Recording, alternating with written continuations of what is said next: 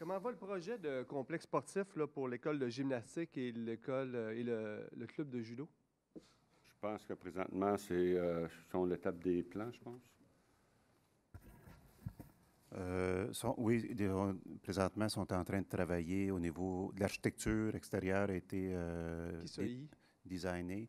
Et ils sont en train, l'ensemble des plans au niveau architecture sont faits. Présentement, on est en train d'accompagner Imagim là, dans son plan d'affaires puis le financement du projet.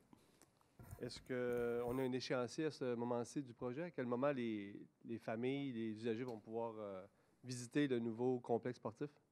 Le nouveau complexe sportif, avec l'échéancier préliminaire qu'on a à ce moment-ci, devrait être ouvert là, ou en opération au printemps 2014. Au printemps 2014? Oui. Est-ce comment vont les demandes de subvention dans ce projet-là? Ils vont mal. Ils vont mal? Ils vont mal. C'est-à-dire? C'est-à-dire que dans le comté de Saint-Jean, on a énormément de difficultés à avoir des subventions, que ce soit de n'importe quel programme. Vous avez vu ce qu'on est obligé de faire avec notre aréna. On n'a pas eu de subvention, donc on n'a pas eu d'appui dans notre démarche d'aréna. On est obligé de passer par un OSBL. On fait pareil pour Imagim. Alors, écoutez, les demandes de subvention, ils semblent passer ailleurs, mais pas à Saint-Jean. Donc, vous nous dites vous aviez pourtant affirmé qu'on ne ferait pas de projet sans avoir de subvention. Donc, là, vous nous dites que vous allez...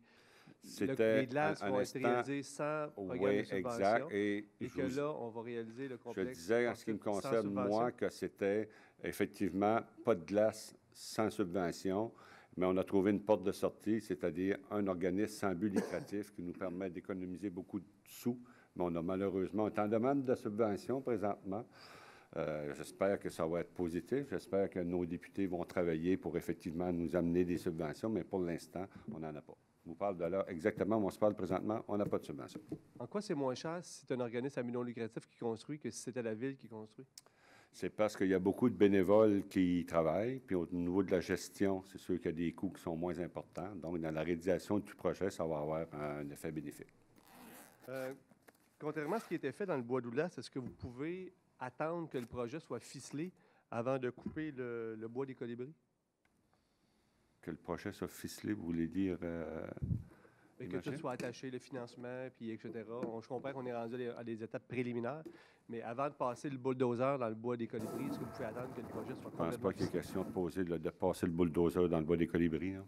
Pardon?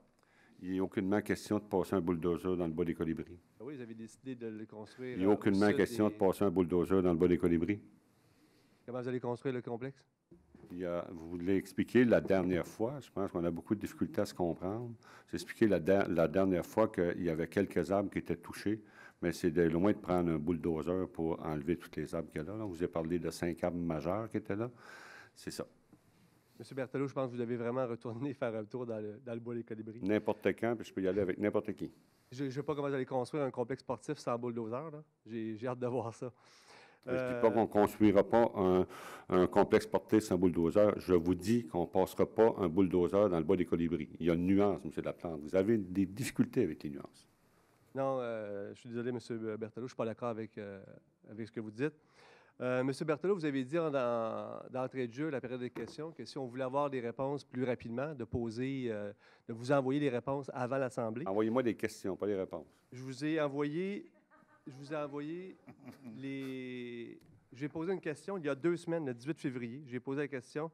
Ici, personne n'est en mesure de répondre.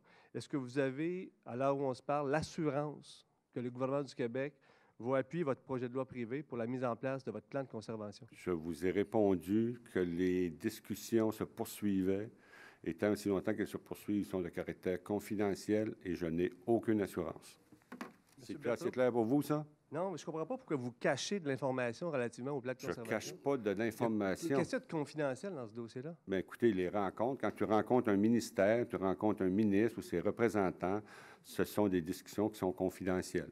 Puis chaque parti aime qu'il y ait une confidentialité. Pas plus le ministère que ses représentants aiment qu'on a discuté. Laissez-moi terminer, s'il vous plaît, un peu de politesse. Alors, pas plus le ministère que les autres intervenants souhaitent qu'on en parle sur la place publique. Alors, pour l'instant, on continue et vous connaissez très bien notre objectif, c'est tenter d'y arriver. Donc, on ne lâchera pas on ne lâchera pas tant qu'on n'essaiera pas d'atteindre l'objectif, c'est clair. M. Berthelot, je connais bien votre objectif, puis c'est maintenant clair que votre stratégie pour acquérir des milieux naturels dans le plan de conservation n'est pas la bonne. M. Berthelot, j'aurais une question pour M. Paradis. J'aimerais savoir si M. Paradis persiste à défendre la stratégie de l'équipe d'Olbec relativement au plan de conservation. C'est pas. Premièrement, je vais vous ramener à l'ordre. Vous avez dit dans les nuances, vous avez beaucoup de problèmes, vous faites souvent de la désinformation. Ce n'est pas l'approche de l'équipe d'Olbec. C'est l'approche du conseil municipal qui a adopté un plan de conservation, tout parti politique ou allégeance politique confondu à sa grande majorité. C'est clair? Bon, donc, ce n'est pas de l'équipe d'Olbec. M. Berthelot, cette stratégie est mauvaise. Donc, ma question s'adresse à M. Paradis. Il peut répondre maintenant ou tout simplement autour de table à sa convenance. C'est bon, merci.